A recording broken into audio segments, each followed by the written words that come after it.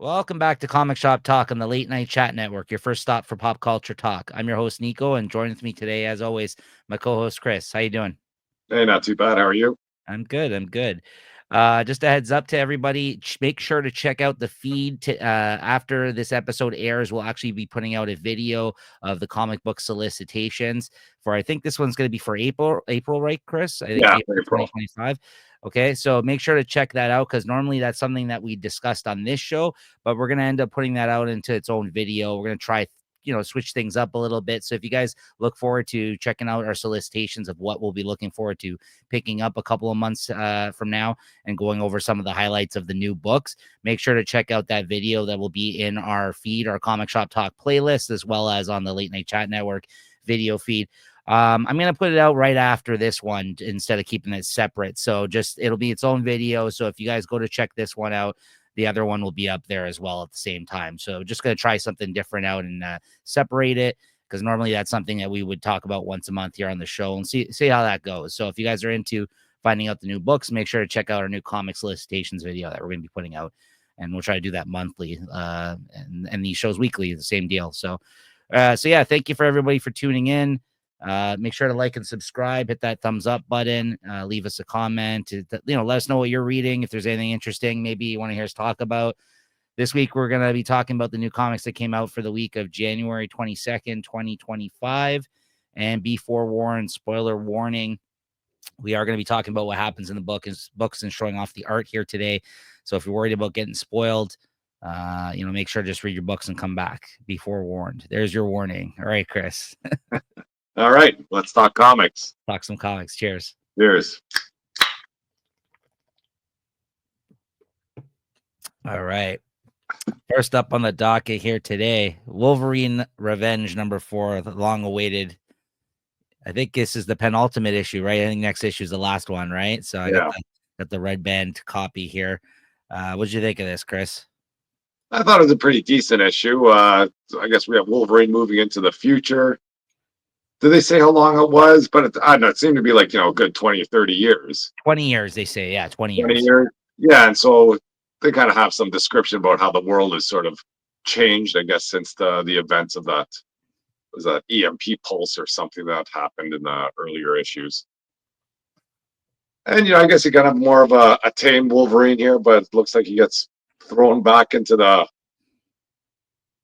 mix again. But you did stop off and see Sabretooth. Thought that was kind of interesting. Seeing Sabretooth on that chair, I didn't think much of it. But he keeps on shining that whatever that light that neutralizes his powers, and it sounds like he's just been torturing him year after year. I guess that's a bit of a spin on what Sabretooth does in the Wolverine comics, where it's his birthday and he comes by and tries to kill him every year. So that was good. And then just the spin of all the kids trying to come back up and take on Wolverine. I didn't get to read the Red Band edition, but I imagine there's probably some extra violence in there, and it was okay. I really like this issue. It kind of reminded me like he was trying to go for it. Well, not only because this has been a revenge tale, like some classic, like felt like Western type of like revenge type of story, right? But it also because it does exist in the Marvel universe with Wolverine, kind of had some old man Logan kind of feel to it as well, right? A little bit at times. So I kind of like that. I liked the pacing of this story now as they time jumped and now he has to kind of pay the piper of the, like you said, the children of the people that he killed from his past. And they talk about the whole thing between Sabretooth and him and how he tortured him on his birthday every year, and here he is having trouble to take him out, and he that Forge created that thing that makes it that so their healing factor doesn't work. So he's just sitting there with no legs in the chair.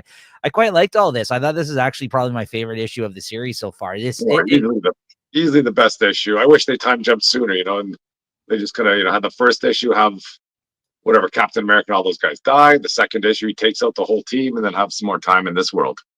Yeah, absolutely. And I think, and then the reveal at the end here is that the one kid that was stayed behind to kind of protect Sabretooth there in the case Logan showed up, which he did after he had to kill like Omega Red's kid and all the other ones there, Colossus's son. It looks like there shows up He's at got the magic end. sword behind him.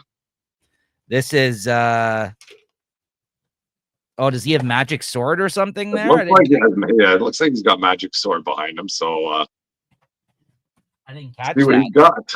I didn't catch that. Here, this is the page from the red band, though. The main money shot, I would say, if I had to compare here for like the deaths. Slices that guy right down the middle of his face. That's the main one. And of course, some of the other ones are bloody. Again, some of the scenes are a bit bloodier in this red band edition, but that was the main one that I kind of like, the page that was different, I would say, from this version to the red band. So yeah, it's good stuff. Oh yeah, he does have the sword. Yeah, let me get to that page here. Maybe I didn't notice that. I think that is magic sword. Okay, that ups the ante a little bit here. That's it. Yeah, Took care of Colossus pretty easily in the earlier issues. So yeah, a yeah. bit of a twist here. Yeah, and one more issue to go. Next issue is the last one. This was good. I like this. Like you said, I'm glad they kind of made it to this point finally. Towards the it maybe sooner would have been better, but here we are. This is Yeah, pretty good old school revenge tale here. What'd you give this? I give it a 3.75. I'll go 4 on this one. My favorite issue of the series. I really quite like this with the time jump. All right, next up we got Absolute Wonder Woman #4 coming out this week. Yeah, once again, I didn't get any of my issues this week because of the diamond whatever supply issues, and my LCS wasn't sure when they're coming in. So hopefully when I show up next week, but I did get a chance to read these comics. So this one with this once again, this Wonder Woman sort of growing on me. They sort of lean into a lot of some crazy stuff here, like when she's trying to get her arm back. Like, I saw some of this in the previews where, I forget who she goes talk to, but, the witch is there. And, I think it's going to be some crazy business, but basically just goes there to shop for some supplies and they end up having them. And then does she have to take their blood or something? Like, where does all this blood come from where she's just soaked in blood when she gets her arm back? Yeah, they mention it, the other characters in passing later on, that she basically took extracted Blood from each of them or something. blood from each of them, and then wiped it all over her face for her in order for her to make that incantation to get her arm back. Yeah. Yeah, so the story's moving along, and I'm okay with it so far. One of my favorite scenes of the week was in this issue, man. I'm still loving this series. She he like cast like like her sword became giant in this one. Oh yeah, And she literally jumped up to the kaiju there at the end and sliced. Yeah, and then when she told you, she's like an ant holding that sword. Honestly, one of the coolest things I saw in comics this week. I was like, holy crap, this looked like it looks like the size of the sword from like an anime or something, like a Berserk manga or something like that. The character Guts, he's got like this huge broadsword. Like it's just insane. Yeah, Like, but then they just ramp that up into a total ridiculous level. but I loved it. I loved it. Yeah, in a good way. Yeah. Yeah, yeah. Comics sometimes should be ridiculous in an enjoyable way like this. So, like when she comes and takes this kaiju out and slices it right in half, and it was just that was like basically the end of this issue. It kind of was all leading up to that, and I just loved it. I thought it was great. So I just love this book. I honestly I enjoy it more and more every issue that comes out, and I can't wait to see what happens now. I hope they just don't take their foot off the gas, because like I'm quite liking the pacing of this title, like what's happening in this one, and they're still giving you like story bits about her past, but they're doing it in a way where you still get all these great money shots of like fighting and kaijus and things like that happening in every issue, so you're not getting bored by like this is just a story about her or this is just an issue about her backstory, or you know what I mean, like she's splitting up the difference of splitting the difference there of the two stories in a really good way. I thought Kelly Thompson. So yeah, I think this is the surprise hit. Yeah, a surprise hit of the Absolute line. I'm sticking to my opinion on that. So yeah, it's insane. You see like all of its inside. It's nuts. Anything else, Chris, about this one? Or Yeah, no, it's like I say, it was a good read, and not much more to say about that except that giant sword, like you reminded me there. What'd you give this? Yeah, I give this a 4 easily. Yeah, I'd give it a 4.25 just for that sword scene. I saw this ad on the back of the comic here too. It reminded me. I actually just ended up watching all of this the other day. Really fun. This Creature Commandos cartoon. James Gunn is the guy who wrote it. So I mean, because he's doing all the new DC stuff involved in it. So it just reminded me. I figured I'd give a shout out to the Creature Commandos. It's like a hard R rated R like comedy, like action comedy. Like the violence is crazy in it. So it's not like your Saturday morning cartoons type of show. So next up, Chris, you got Black Canary, Best of the Best, #3. Yeah, I think this might be the last issue I'm getting. This was a good issue, but like I think I'm just kind of repeating myself. I don't find that the fighting's ringing true. The Batman showing up to, I guess, help her spar. That was sort of interesting. And it sounds like there's some sort of backstory here that Canary's just doing this fight to get the cure for cancer for her mom. Is that what's going on there? And Yeah, she's got to last 6 rounds. yeah, so basically at the end, you find out that Vandal Savage is threw this offer out to her that if she withstands the 6 rounds without going down against Lady Shiva, then she would get he because he's eternal Vandal Savage, right? He's claiming that he has a way to save her mother from the cancer, Yeah, and that's the reason why she's doing it. And that's why in this issue, when Batman shows up, he doesn't know what the hell she's doing, and she's questioning her motives as to why she's basically put herself into this position to fight her. And because obviously that's someone that Batman has a lot of history with, and he's like, you won't beat her, so I don't know why you're doing this, like, right? So that's basically the whole reveal, let's say, of this issue. At the end of the issue is that's why she's doing this fight to begin with. yeah, So still not doing it for you though. yeah. Like it's just like it just seems to be a step off. The art is good, but it's not great. The story's decent, but I'm just not feeling it. I think I'm with you. I was with you honestly up to this issue. I think this issue did a lot for me actually. I thought those reveals, the fact that they kind of let you know about why she's doing it, and obviously Batman showing up didn't hurt. And I thought that some of the dialogue between the actual announcers was finally.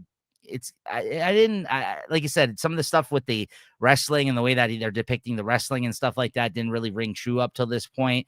But I felt like in this one, he's gotten better with some of the dialogue with the actual announcers on the side. Like I could picture some of them saying some of the things that he was saying.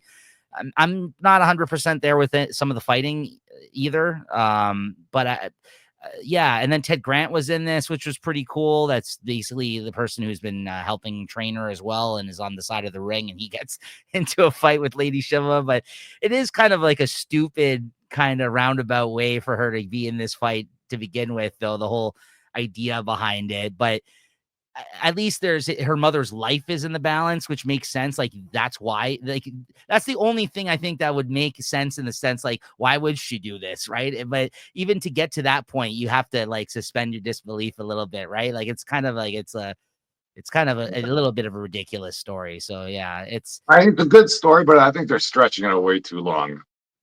yeah, yeah, yeah. I mean, he's It would have definitely. been a good story, like an annual or something. Maybe an oversized issue. You could fit it all in. That's a very good point. And that is an oversized. Yeah, that's a very good point. To have a 6-issue series around that. Yeah, you're right. Yeah, I can't disagree with you there. That's the problem with a lot of stuff that Tom King writes. And I think that's one of his biggest criticisms, honestly. And yeah, I think that's a fair one. Honestly, that's very true. So what would you give this one? Yeah, so I was going to give it a 3.5. I don't know, man. I like this issue. I'm gonna give this a 4. I gave the other ones less. This is again my favorite issue of the miniseries so far.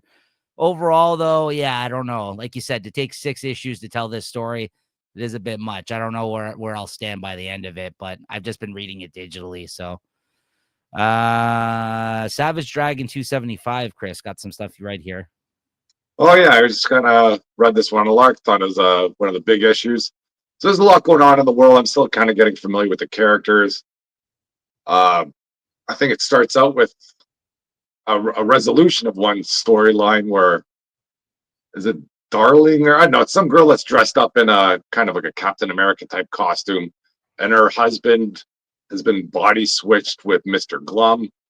That means anything to people, and he comes back from some negative zone with a minute with a younger version of his wife from an alternate whatever dimension, and that dynamic is kind of crazy because this well, she's like a little girl now, but she seems to know her future, and then knows that this Mr. Glum is her husband, and she's just like can't wait to take over for the wife. It's just crazy. But then there's another story, or I know I think it's the same story. It's Savage Dragon and his crew. They're going into the Ukraine to save to rescue somebody, and the shit hits the fan there. And I think they're after all their troubles, they're about to escape, and then their plane blows up. So that ends that story. And then there's a few other stories that they kind of just threw in. There's one story with these two guys talking, like two brothers talking that haven't seen each other for a while. And I think one brother's getting married, and the older brother's telling that he's a fool, and just basically the whole story is, the guy that's about to get married is talking about, what true love was, and then the older brother's talking about how his ex-wife has screwed him and is not doing anything. All the while, there's two superheroes fighting sort of outside the diner they're at. And then at the end of the story, you find out that the younger brother's going to be marrying his brother's ex-wife. I don't know if this is an ongoing, like I don't know if these are new characters or these are ongoing characters. And there's a couple other stories in there, so there's a lot of content in there for sure. And it seemed to be all done by, or at least drawn by Eric Larson. And his style is, I don't mind his style, but you can see that he does take a lot of shortcuts there in some panels, which I don't mind. He's the boss, so he can do what he wants. I think this was like a 100-page issue. This one here, he says it took him a few months to draw this. I think he was talking about on social media. So, yeah, that's crazy. I mean, he's also the only original of the original people that formed Image, that were the artists that went and formed Image from Marvel. He's the only one that's still writing and drawing his own book out of all of them. Like, Todd likes to throw all these numbers of issues around for Spawn, but Todd hasn't drawn Spawn regularly for a long time, right? This is all Eric Larson, this book. So, like, that's pretty impressive that he's just been there since like the 90s, right? So that's doing this book. So, like, he's been doing it for like 30 years. So, yeah, hats off to just for that accomplishment, right? It's pretty fucking cool that he's still doing it. He's still doing his thing out there. So I'm Yeah, I glad. also have some Canadian content in there. I think there's some team, the True North or the Fighting North. I forget what he's calling it, but that's always fun, when they have a Canadian team in there throwing it out. I think they're up in Yellowknife or something, talking about fighting Big Feet or Bigfoot. I don't know what it was, but all interesting stuff. Yeah, because I think Savage Dragon, I remember hearing a while ago, at some point he like moved to Canada, or his son did, because it's his son now, Malcolm. I think that's Savage Dragon, right? Or it was at some point. I don't know if that's changed now, but I think Yeah, he I was think the dad's not because the son was there too. okay, because he was dead for a while. Like, he was like just not in the book for a while. I feel like the original Savage Yeah. Dragon. Oh, very cool. Yeah. So what'd you give this? Yeah, I go to 3.75. It's fun stuff to read. All right. Next up, one that I thought I had read, Chris. I just realized I didn't read this one, but I believe you said you had Hyde Street #3. I didn't read this in time Oh, for you the didn't show. read this one? No, Well, I could say whatever. It's the Ghost Machine horror book, and basically there's some Santa Claus that's robbing people, and this in the scene here, he kind of comes out the chimney and he robs the house, and the kid shows up, and then the kid, he tells the kid that there's no Santa Claus, and then after that he lurks away, and then he ends up on Hyde Street. But it sort of explains a bit of the lore there of Hyde Street, where you need to, I don't know, kill so many people or gather so many souls. And that little kid, whatever they call him, the prankster, he's already exceeded his the amount of souls he needs to leave, but he seems to like it there. And then they have that X-ray vision guy. He's trying to, I guess, accumulate all his souls so he can leave. And the kid comes there, tells him, "Hey, I'm going to help you out." He's like, "Oh, what do you want to help me out for?" But anyways, it just follows the story of this that Santa Claus guy, and I think they end up giving him the beats there somehow, and things don't turn out too well for him. So it's kind of like it has the feel of those anthology horror stories, but there is sort of a connecting line throughout. So I don't mind that too much. Yeah, I like the last 2 issues. It was interesting enough. I just forgot to read it in time for the show. I last issue they kind of explained a bit of that. I don't know if you I can't remember if you read the last one or not, but basically they Yeah, were I think saying I did read. I might not have read it for the show, but I did read it after. the kid basically was stealing kills from the other guy in the last issue, like the guy, Yeah, the X-ray spec guy, and he wasn't following the rules, so to speak, right? So yeah, that's it's been a lot of the focus has really been on him right now, more so than the X-ray guy. It seems like there's a lot more to learn about like his part in all this, right? So yeah, yeah, so no, it's definitely been it's interesting because it definitely, at least they're trying some different books outside of like their main superhero-esque yeah. type, Like, yeah, if you like a good horror story, or like you say, if you like those horror anthology types, it still has that same sort of anthology feel. It's always a new story coming in, but it's got a big kind of a through line hooking them all together somehow. what'd you give this one? Yeah, I give it a 3.75. Okay, and then next up we got Barbarella 3. Yeah, I kind of saw this on a Hot Five list or something. I think I read a couple of first issues. I think where Barbarella was trapped on some kind of commercial planet or something like that. I don't know. She escaped there somehow, so she's back, just floating through space, and she gets her next mission. Some planet Alpha Prime sort of has disappeared, so she goes there to investigate.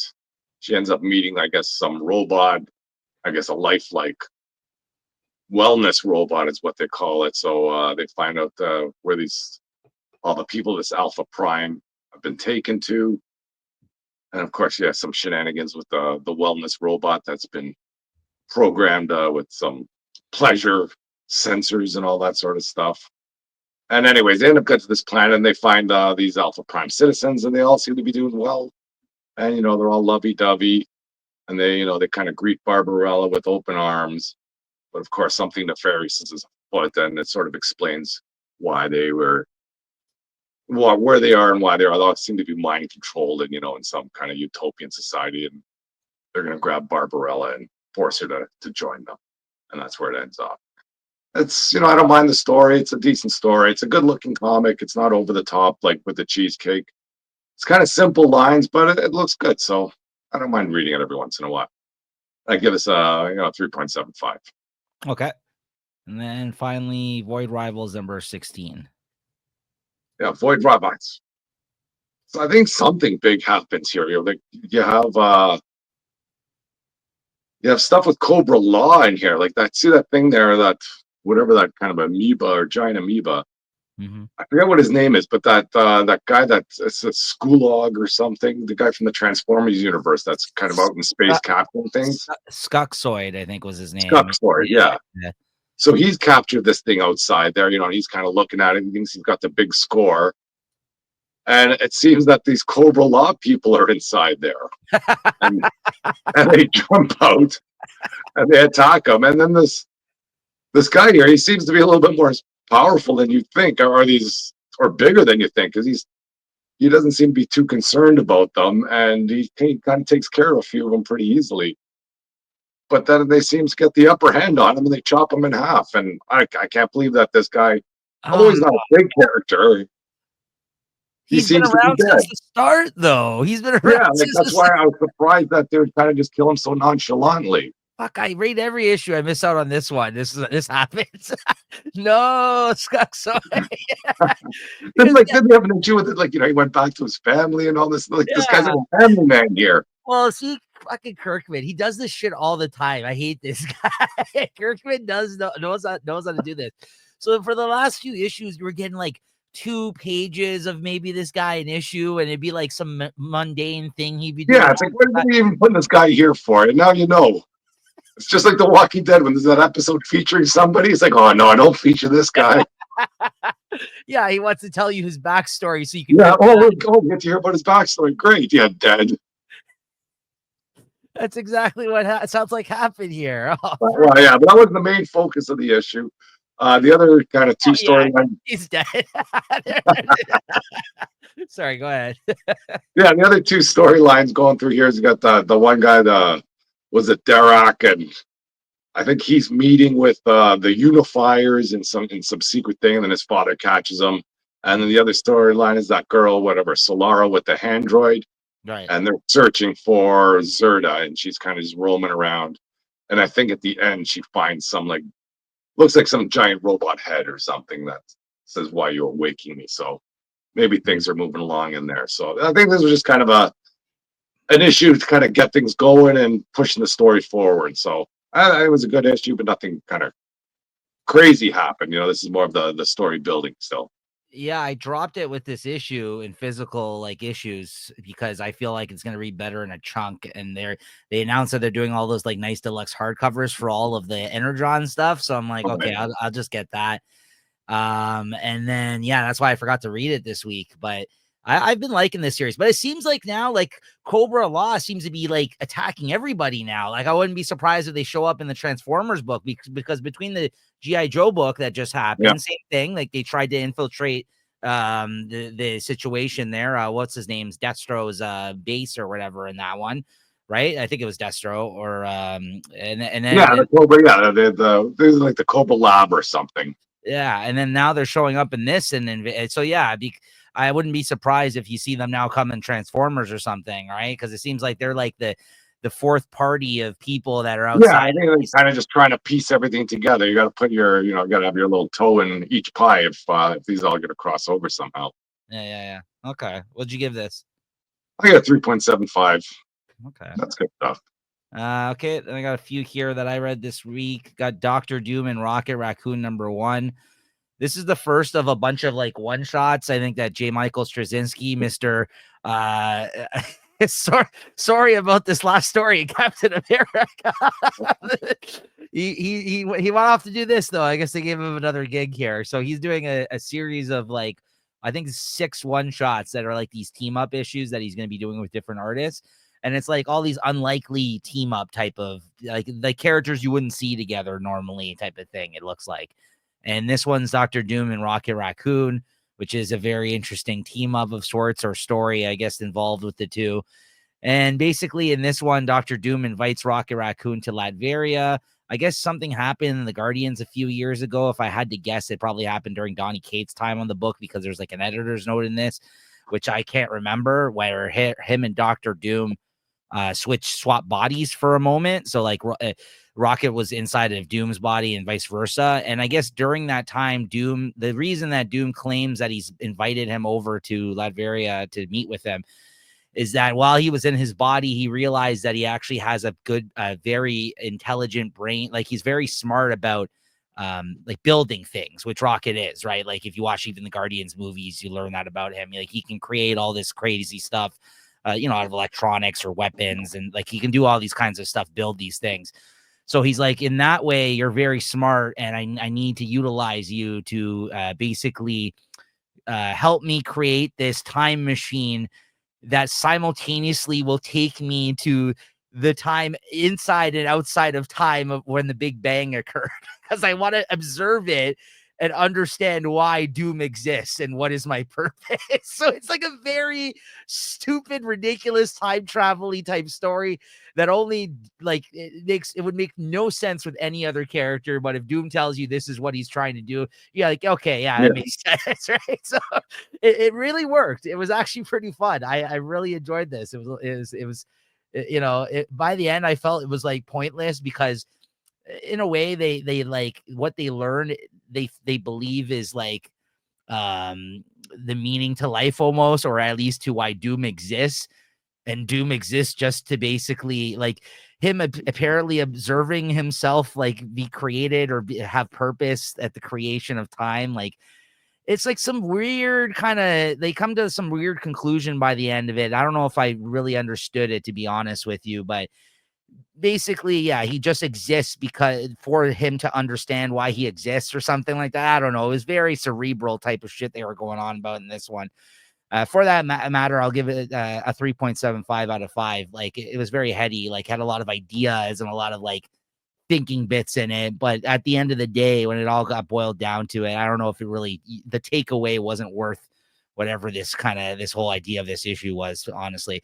But it was fun. I think that the characterization of these two characters was spot on, and I look forward to the next one. I think this is kind of like a nice little fun aside for Marvel that they're doing these one shots with these different characters, which are kind of fun. So Doom is Doom. So speaking of Doom, we got Fantastic Four number 28 this week, which kind of leads us into the whole world under Doom. I guess it's the first tie-in, or I guess a prelude to basically this whole event right now. So I think it was teased in like the last Fantastic Four, how or in other stories right now happening in the Marvel universe, how Reed's getting frustrated because Doom's been off, doing stuff for a few months, and he doesn't know in that bubble, like he doesn't know what he's been up to. Because isn't there a bubble thing going on in this too, or is that in the Ultimate Universe only? No, I don't think that's here.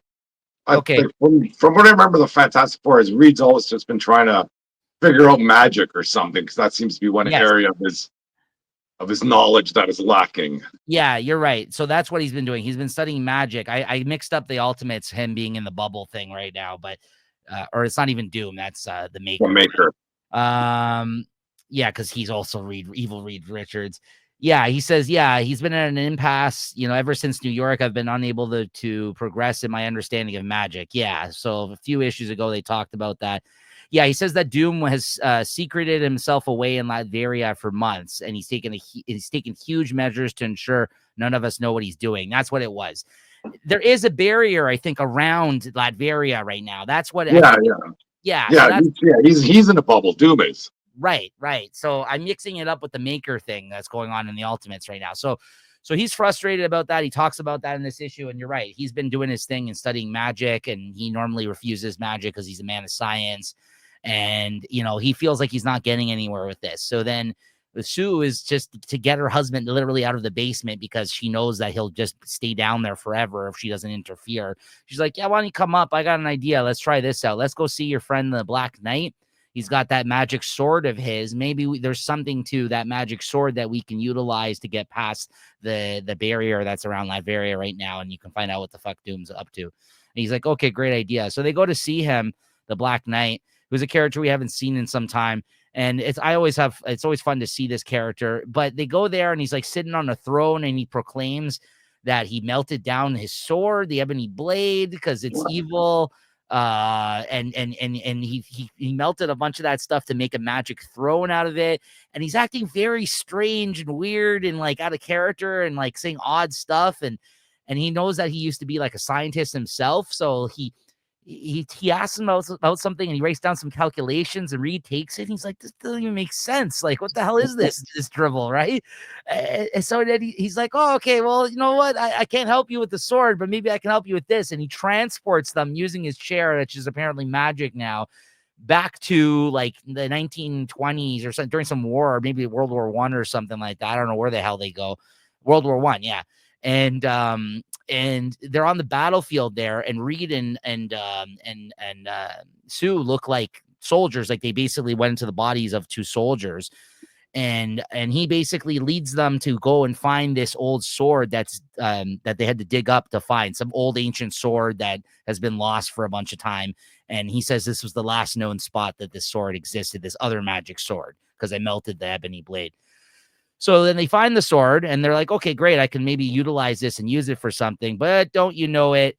The person behind all this, and the reason that the Black Knight was acting weird, is Dr. Doom was behind it all. And he is actually inside of the Black Knight. He was like, controlling him or something like that, using magic. And this is apparently something he had already figured out, that Reed was going to get desperate and try to come up with a way to figure out what he's been up to, blah, blah, blah. And basically it gets to the end, and they go back to New York. They get out of, and then he figures out that the stuff that he scribbled down on their note for him was the Black Knight trying to push past Doom's influence. And once he read out what was written on the note that didn't make any sense, he realized it was a magic incantation. He's like, okay, well, I've been studying magic for the last few months, so that's what it was. I can finally do this. So they get out of their little predicament where he has them like in a bubble or something, and encased in some magic bubble of some sort, and prisoners. They find themselves back in New York, but now it is one world under Doom. And here we go with the start of this whole event, right? So it Right. was a very good setup issue. It was a very good Doom issue because Ryan Northwight's a very good Doom. It was a good week of Doom, actually. Doom. So I'll give this a 4 out of 5 too. Nice. I'm looking forward to this event. It's actually a very interesting lead up, and I really like the Black Knight showing up in this. That was really cool. So yeah, I thought this was a really solid issue. So 4 out of 5 this week. And then Creep Show Volume 3, number 5, the last issue of this mini series. I think there's a Valentine's Day special coming out as well, but it's like a one shot. Yeah, so first story in this really good. This is Ed Brisson and artist Kel New, who I'm not too familiar with, but the art looks really good. And the second story by Cami Garcia was okay, but like every issue of Creep Show, for the most part, one's really good and one's just all right. This was a really good story, though, by Ed Brisson, who I'm a big fan of. It's called Tent Revival. Basically, this serial killer, you find out this guy's a serial killer that takes all these women out to the woods and kills them. When he takes this newest woman that he met on, like, you know, I guess he's on Tinder meeting people and stuff like that. And he's like, well, I never bring anybody out here. I never do this or whatever. You know, he's trying to act like all like nonchalant and stuff like that. And she's like, wow, you're such a great woodsman and all this stuff. You know how to do all this stuff, right? And all of a sudden, out of the woods, all these like ghosts of all these women that he's killed, essentially. And you can tell they're all like dead, and they're all like the spirits of them. They basically confront this guy and reveal who he is to the woman. So then the woman takes it upon herself to basically take an axe to this guy and kill him by the end of the story, because she has to protect herself from getting killed. His bag falls on the ground, and there's like all this like, you know, like ties and stuff to bind her, and like all this other shit, like knives. And then she's like, what were you planning on doing here? He's like, oh, I don't even know what all that stuff's for. Like, what? It's like, he's just, you know what I mean? Like, yeah, that's just stuff. Yeah, this is stuff you use when you camp, right? You know, so yeah, the jig was up and he gets killed. So there's that story. I quite liked it, though, how it all turned out. And then the second story, there's this whole like thing about they move into a house, and then there's a doll house, and then this one girl pushes it. I guess their siblings. She pushes her other kid, her sister, over the top of this like cliff, kind of like what's that? You ever see that movie with Macaulay Culkin, The Good Child, or Good or something like that? And you ever see that back in the day? Oh man, that's a fucked up movie. It's with him and Elijah Wood. Go seek that out. Anybody hasn't seen that? I think it's called Good Child or Good Boy or something like that. Basically, she has to choose which child dies and lives at the end of the movie. Spoilers. And one of them falls over a cliff. I'll just leave it at that. But yeah, it's basically this kid gets tossed over a cliff in this one, and she comes back inside of a doll and pushes her off the cliff for revenge. So yeah, that one was okay too. So I'll give this 3.75 out of 5. Black Hammer Spiral City, number 3. Damn, man, this is the bleakest comic book out right now. It's so bleak and dark and depressing. I can't even, I don't know who, wrong book. I put up Black Canary. So this book's depressing as fuck. No, where is it? Black Hammer. This is the bleakest story I felt like Jeff Lemire has written. These people, these characters in this story just continually get shit on. In this story, in this issue in particular, they all get their asses kicked in one way or another. These people in this city. I don't know if this is a reflection of like what Jeff Lemire feels about Toronto right now. It's just it's so bleak, and like there's no hope in this. There's no sunlight in this story. Like it's really like I don't know. It's good. It's interesting, but I can't say that enough. Like it's very dark. Like it just there's no hope for any of these characters, it seems like, in this story. So it's hard for me to recommend it outright. It's definitely different than anything he's done with Black Hammer, though. This is definitely like his Vertigo like esque type of like mature adult kind of, like, even from the art and the story, you can tell he's going for something different with this one than his him trying to do his best Justice League type story with like the other Black Hammer series, right? So I give this, I don't know, it's good though. I'll give it a 3.5 out of 5. This issue was okay this week. So, and then Harley Quinn 47, great David Nakayama cover.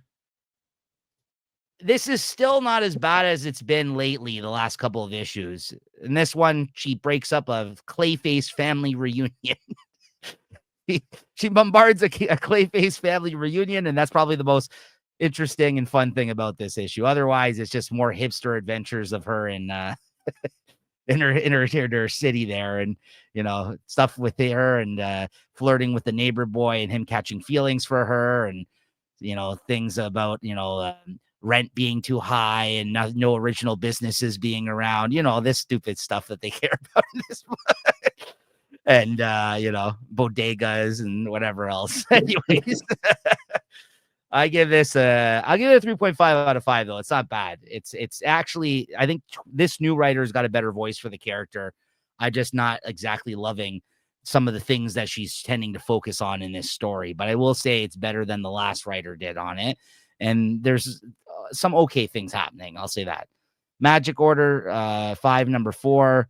Not much to say on this. I think I've lost the thread of this story, and it looks like Mark Miller is really into putting like again, there's some alien stuff going on in this one. I feel like our demons, I will say more so demons, but I know that that's also happened in Jupiter's Legacy recently. So I don't know. To be honest, this newest wave of his ongoing mini series that he does, haven't been loving them as much as I had in previous installments. So I don't know if that's just because I've lost the thread on some of these, like Jupiter's Legacy, that was gone for a few years, and it was like the 4th or 5th miniseries he's done. Same thing with Magic Order. This is the 5th one now, and I've loved all the other ones. But this one, it's okay. I may have just lost the thread as to what's going on in the story currently, because it's been so long since the last installment, maybe a year or two. Anyways, I gave this a 3.5 out of 5. There's still some interesting things going on in it and really good art, but I don't love it. I'll say that. All right, Chris. Drawing Blood, number 7. Yeah, I just read this one here. Still an interesting story, but I don't think this was the best issue. It just seemed to be what is his name? Bookman? Was it Shane? Is his name Shane Bookman or something? Yeah. He seems to be I guess he's retreated back to his hometown, and his hometown there freaking seems to suck, and for whatever reason his family doesn't like him there, and I guess we want to talk hopeless books there. He seems to be in a hopeless spot right now. Yeah. And then I guess he finds out that his first love or one of his high school girlfriends died. And this Paul character, I'm not sure who he is. Is that like a childhood friend or his brother or something that's living with his mother? It's his brother, but it's the first time he showed up in this story. Yeah, it's his brother. Yeah, and then he basically tells me, it's nice that you're here, but it's time to get out of here.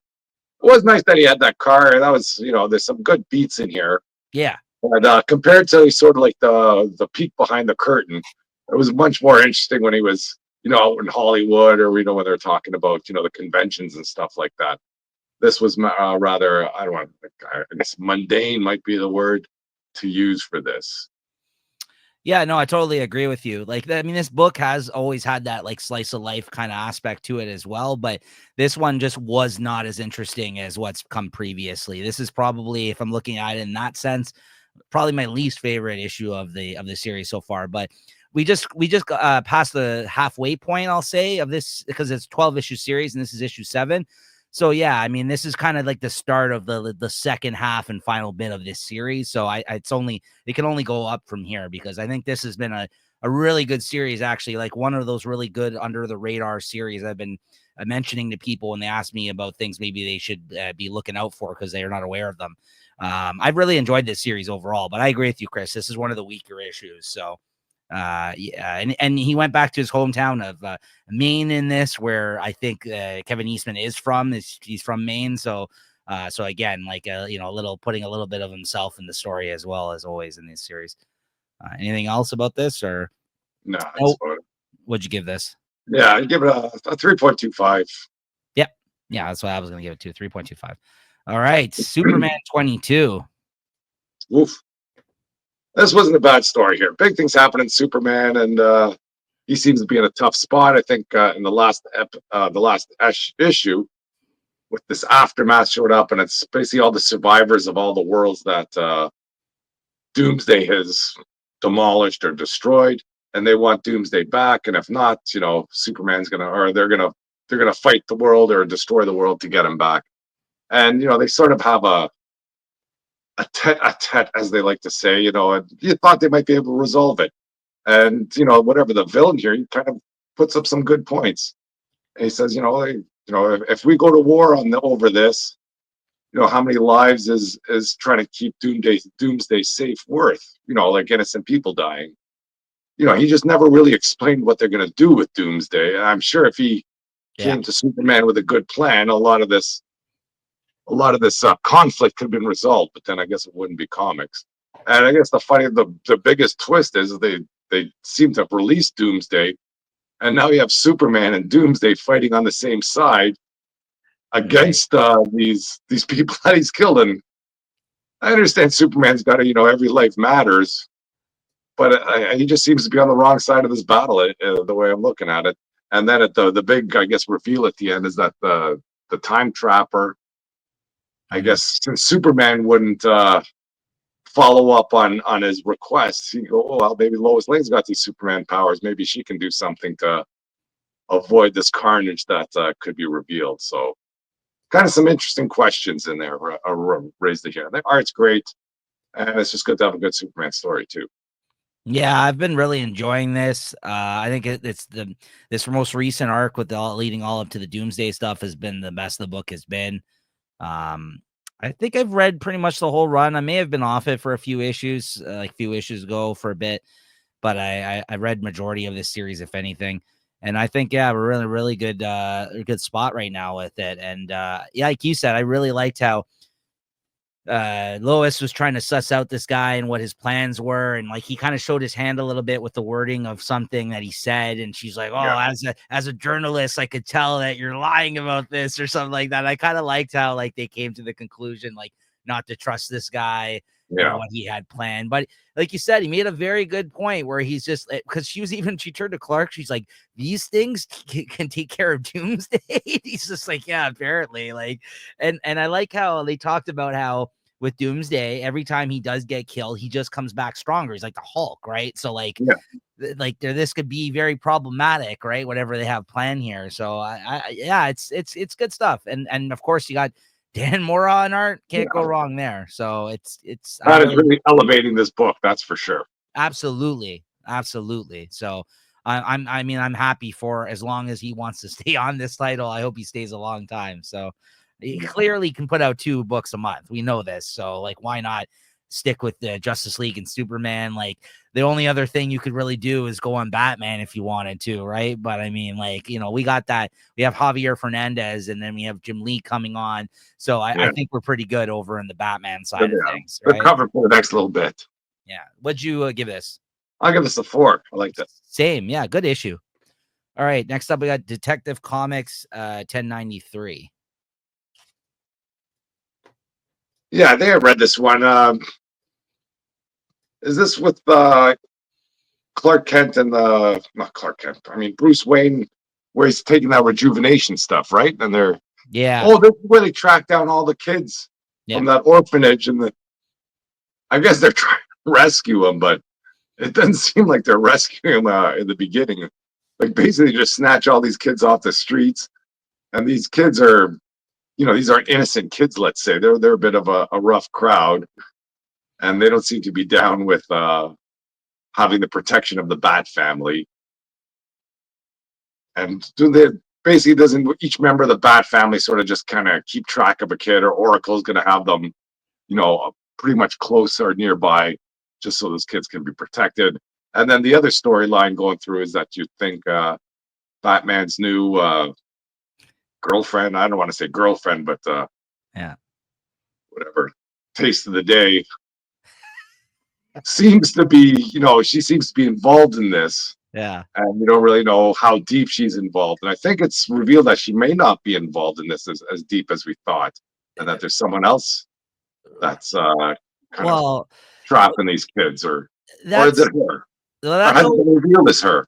Well, that's always been the hunch, though, by Batman, is that she's afraid of talking about what's going on, and then there's other people to answer for like what's happening. But she's his in to this corporation and like what's happening with that.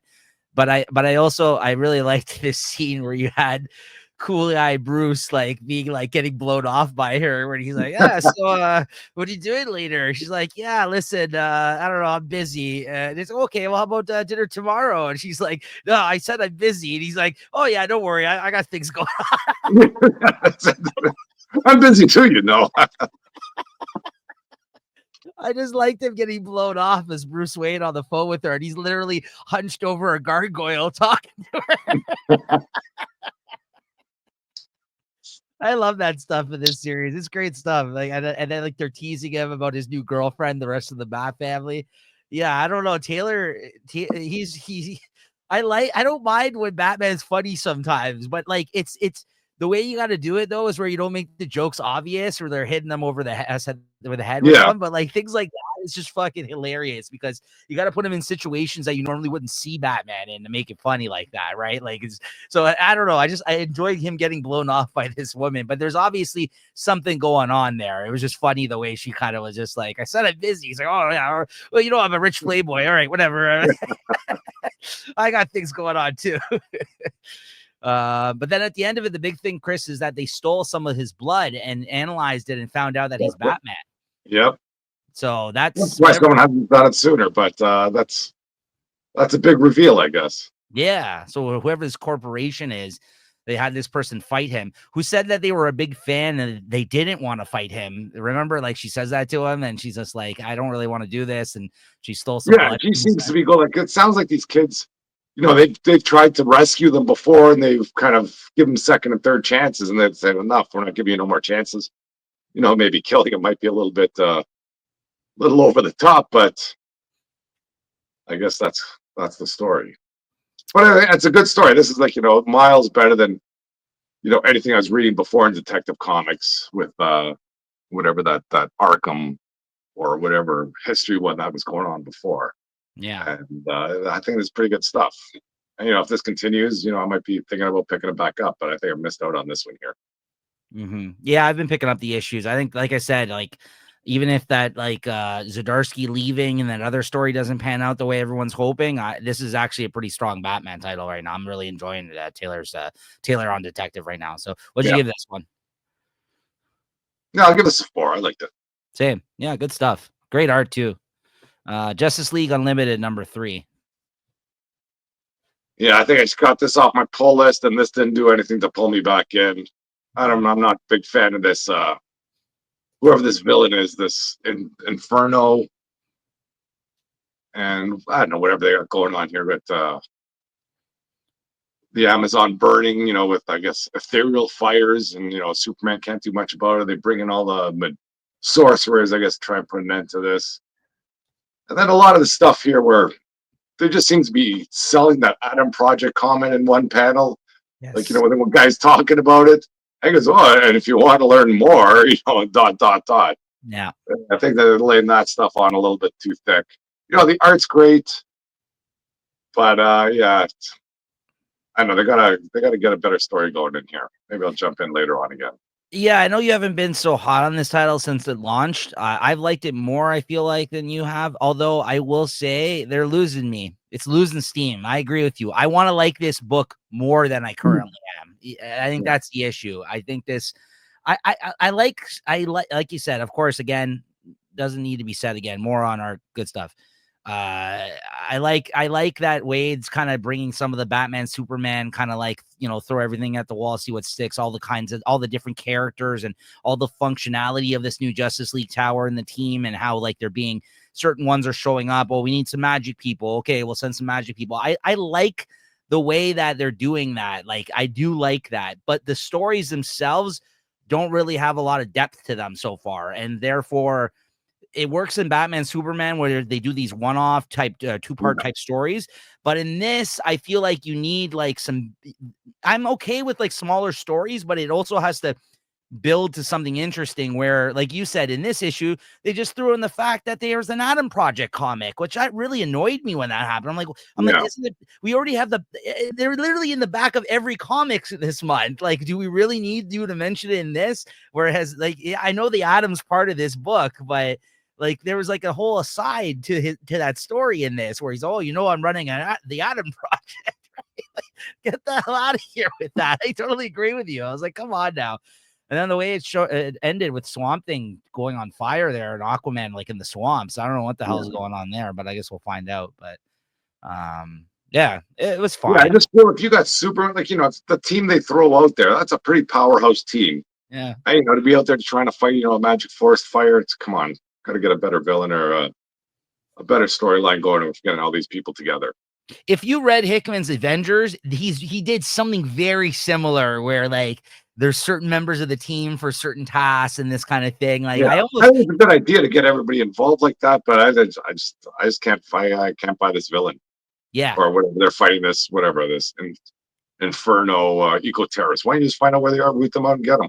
The stories just aren't that interesting so far that they're telling. Yeah, that's what I mean. I like a lot about this book, but I also feel like the stories haven't been the strongest. So I don't know. We'll see. Like you said, maybe after the first arc, it'll find its legs. But what'd you give this? Yeah, it's 3.25 for me. I'll go 3.5. Uncanny X-Men number 9. I think this is my last issue that I picked up. I think it dropped it from my list. But what'd you think of this? Yeah, I think I dropped this from my pull list too, and I don't regret it one bit after this comic.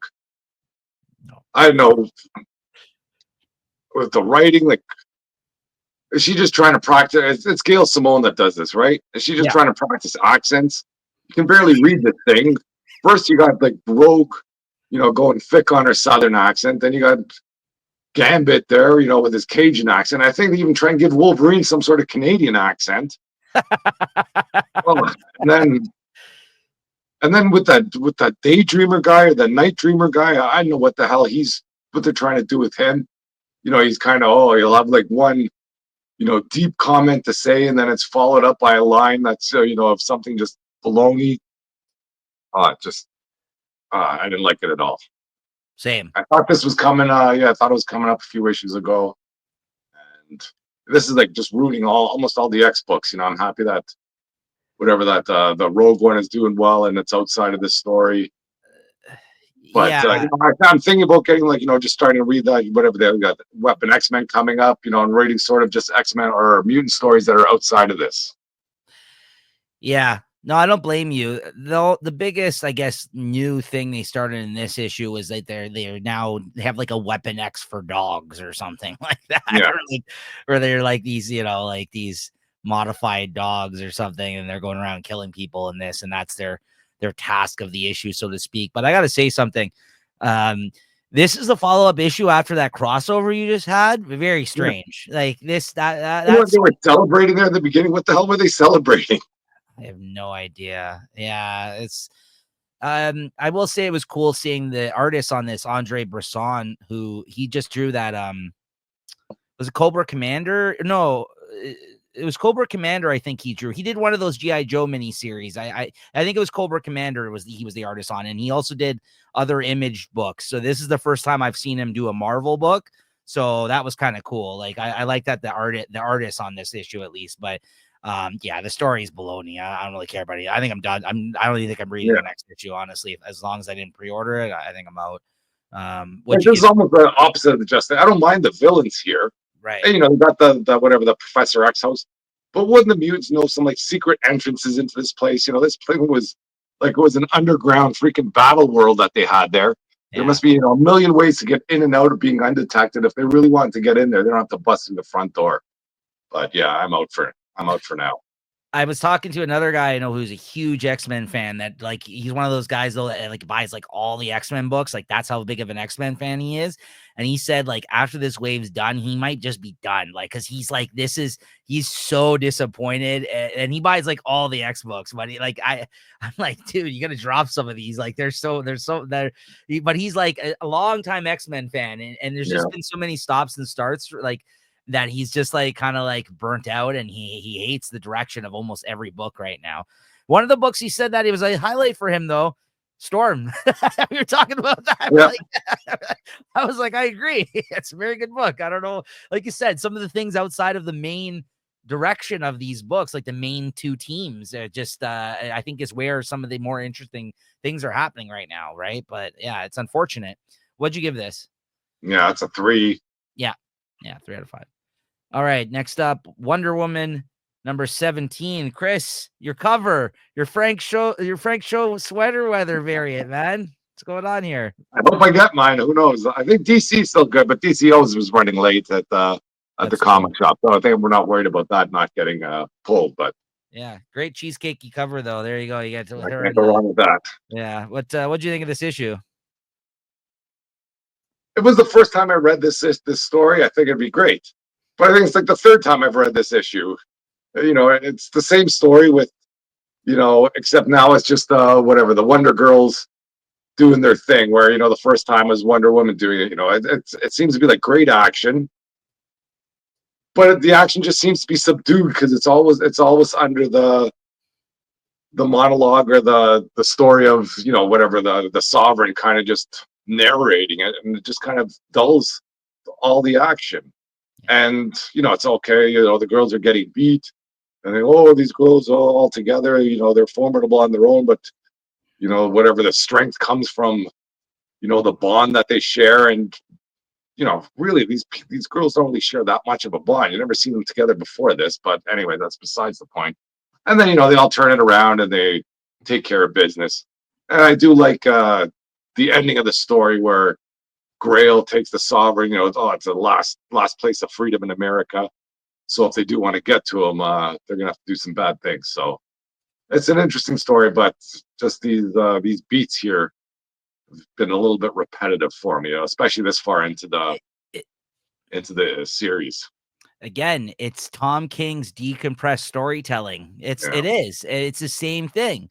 What we were just talking about in Black Canary, the best of the best, has been going on for literally 17 issues of. Well, I mean, there's been a couple where it's like fun aside type issues, like during yeah, the events and like one shot type things he's done. But majority of these 17 issues have been, like you said, telling this story of events very slowly by kind of splicing it together with like the sovereign scenes and the things of a Wonder Woman talking to her child from the future, or maybe or at the time of like when she wasn't born yet. I don't know.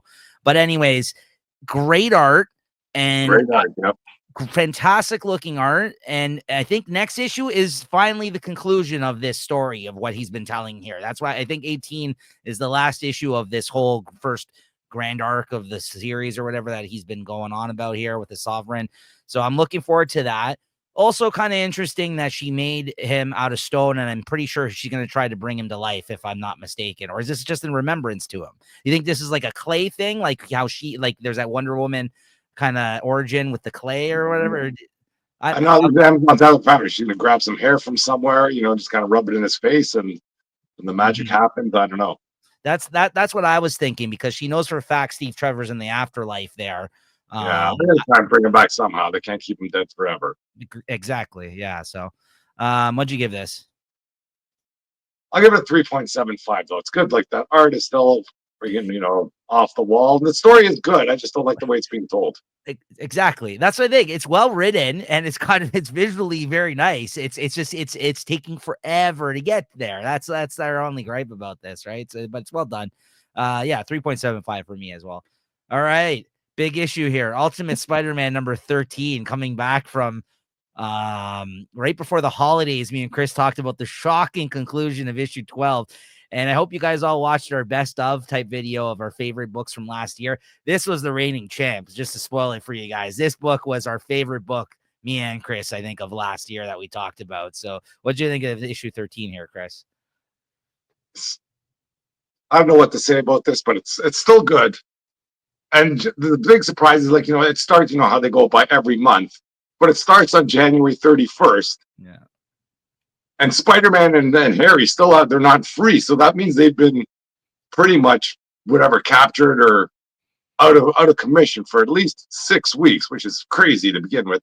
And then I guess you find out that they're in the whatever in the bowels of New York. They're just being trapped by Craven and drugged and tortured and all sorts of stuff. And then Craven reveals his plan that he wants to hunt them, and before he's going to hunt them, he wants to make sure they're at no disadvantage. So that's some pretty interesting stuff. And I guess there's some stuff between Mole Man and Craven, and the Mysterio shows up. That's all good stuff. And the one thing I didn't get is with that Peter Parker I guess, AI that's floating around there. Yeah. I guess when they kind of first hinted at him in the last issue, they kind of gave him that little bit of an evil glare. And he seems to be maybe not so evil right now, but he just seems to be taking Peter Parker's place in the world. Well, what I think it is, Chris, is that it's the symbiote actually, just posing as him currently, right? Yeah. Like it's like the symbiote is a little different in Yeah, this. the AI is taking over the suit. Yes. And whatever they got this kid, how's this kid going to be freaking swinging around? He's got no superpowers. You know how hard it is to swing on one arm like that? Yeah. Not easy. But it was a nice, little throw down to that, or addition to the story where that he runs into Black Cat. Black Cat's, she's out for revenge, and he's kind of just stuck. He doesn't even know what's going on, this kid, and he's going to be in the middle of it all this. So that's good stuff. And where the story ends up. They release Harry and Peter Parker in the Savage Land, and having the Savage Land there is a great throw in too. So they just keep on freaking dropping stuff into this. It's just making it better and better. And the way I thought they'd work the story, it didn't go out any which way that I thought they would do it. Yeah. But I still think it's good. I love whenever like they let someone loose in like the jungle and there's the hunters that are hunting them, right? Like that. I love that trope. It's been done in movies and other things, right? So like that's great stuff. I'm always a fan of that. So I also like the fact that Norman is at a huge disadvantage because he doesn't have powers, and there's even made reference to that in this. That he's basically just like Iron Man, like he's just a guy with a powerful suit, as they say in this, and also the idea that they've been being tortured down there for so long, like you said, like that's cool. Yeah. That's a cool story beat too. And so is like the whole thing about the Spider-Man, the symbiote being its own thing. And I literally enjoyed the conversation about how like the child, that his son had to like ask him if he's like banging his mom or something there for a second almost. Yeah, that was weird. He's like, don't worry, your father said to me, like, clearly there was a moment where they separated and like he said, you have to like protect my family. That's what he says in this one. And like and that whole idea is really interesting too. Just like chock full of like 10 different interesting ideas in this issue. You know what I mean? Like just like, oh, that's interesting. That's interesting. He's just knocking it out of the park. I hope Hickman writes this book forever, honestly. Yeah, exactly. Like I hope he's like they locked him up at least a 25 in this, and hopefully 50 or something. I think if you're looking at what's going on with the Ultimates right now, and they're talking about this whole next year before this big event or whatever happens with the Maker, then I could see him at least going for another year at the very least on this book, I would think. So I would hope so anyway. So we'll see what happens. What'd you give this? Yeah, easy 4.25. Yeah, same. Yep. All right, and then finally we got Amazing Spider-Man number 66 here this week. Yeah, that's when the new comic book day came out. This is the first comic I wanted to read, just because it was so super depressing. I wanted to make sure I just got it out of the way first, like comparing it to its last issues.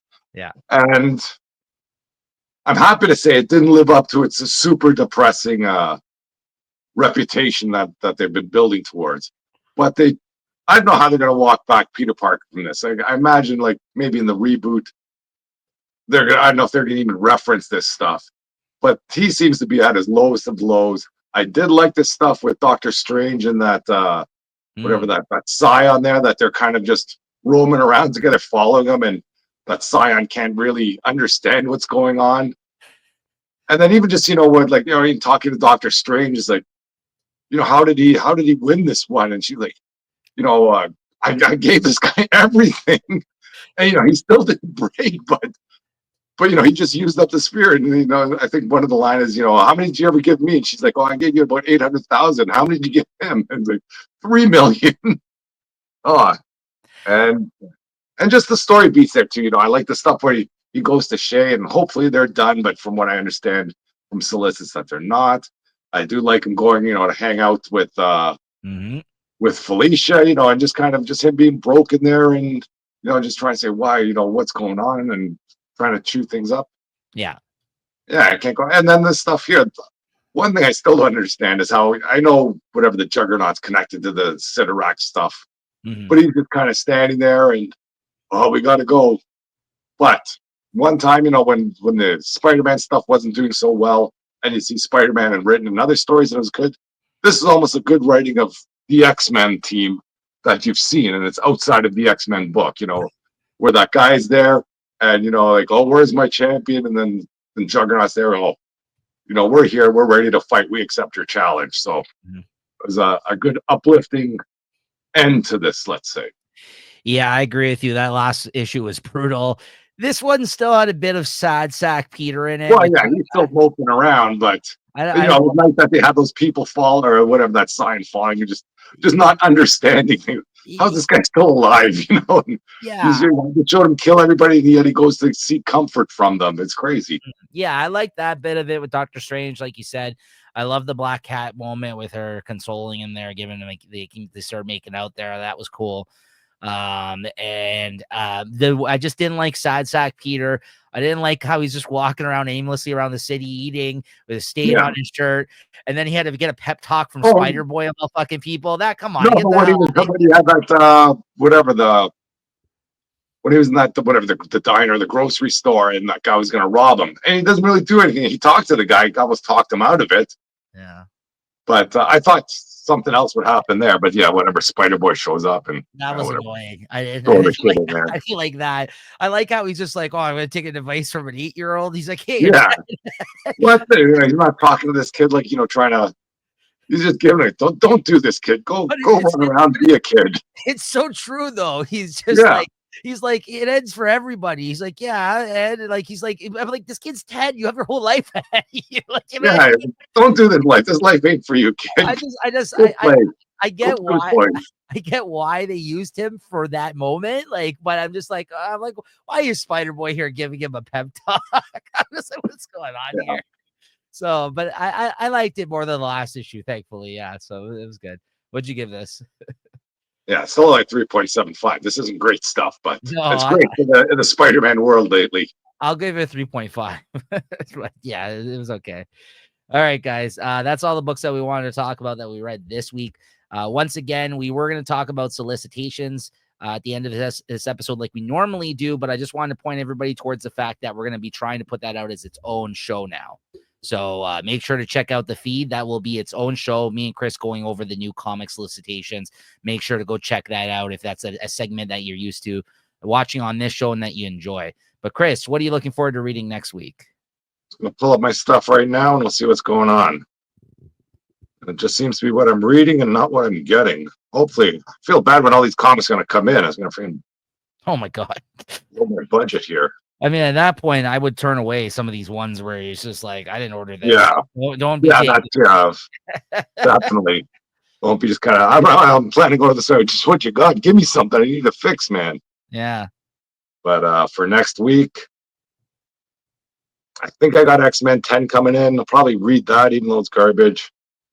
Read some Psylocke. Trying to read West Coast Avengers. I think I got Hell Hunters coming in. Oh, yeah. Yeah. That's it for Marvel. So not a big week for Marvel. And DC.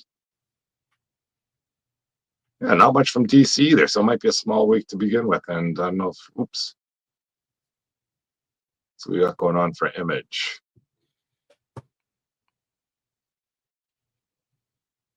Yeah,